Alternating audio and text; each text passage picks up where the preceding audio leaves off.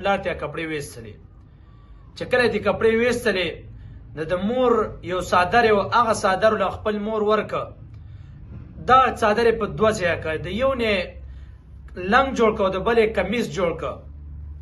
او د پیغمبر علیه الصلاۃ والسلام خواړه رااله چې کله پیغمبر علیه الصلاۃ والسلام مصعب ابن عمیر صاحب ته وکتل نو په جړا باندې شو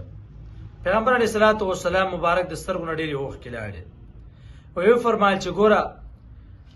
وختي د 200 روپو صرف کپړه اچولې وه داسې په ناز او په نخرو ګرځېده اوس چې ایمان راوړ نو دا حال یې شه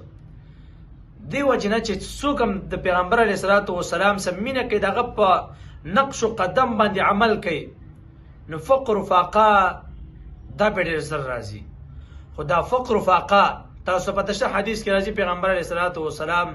فرمایي وی غریبانان هغه غریبانان چې د پیغمبر په طریقه باندې عمل کوي عام ټول غریب نه هغه غریب چې کوم د پیغمبر علیه الصلاۃ والسلام په طریقه باندې عمل کوي مسلمان دی عبادت کوي دا به 1500 کاله مخکې د مالدار سره نه جنت ته ځي 1500 کاله دا ولې په دنیا کې د سختې تیری کړې دي دنیا کې د راحتونه نه دي لیدلي ټول عمر د ټینشن سره تیر کړی دی نو ځکه الله رب العزت خو ډېر غفور رحیم ذات دی نو 1500 کاله مخکې به جنت ته ځي دې وجې نه هغه صحابي ته پیغمبر علیه الصلاۃ والسلام وفرمایل و چې د پیغمبر سره مینه کې زما سره مینه کې نو بیا فقر و فاقې د ځان تیار کړه